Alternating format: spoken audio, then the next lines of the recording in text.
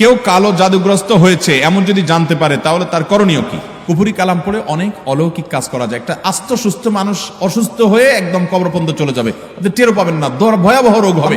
খেলোয়াড়দেরকে পর্যন্ত করা হয়। আপনি বাঁচতে চান, নাম্বার 1, আপনার ঘরকে কোরআন দিয়ে আলোকিত করতে হবে। ভাই, বিশেষ করে একটা সূরা, সূরা বাকারা জোরে জোরে নিজেরা তেলাওয়াত করেন। তেলাওয়াত করতে পারেন না তো অডিও চালায় রাখেন।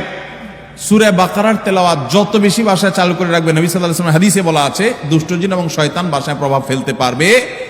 দ্বিতীয় আমল হলো সকাল সন্ধ্যার দোয়া এবং জিকির।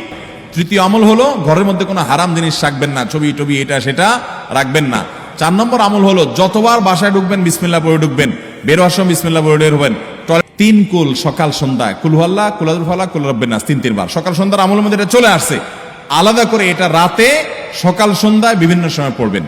ইনশাআল্লাহ বিদিন আল্লাহ তাআলা এই দুষ্ট জিন এবং ব্ল্যাক ম্যাজিক থেকে বেঁচে থাকার তৌফিক দান করবেন।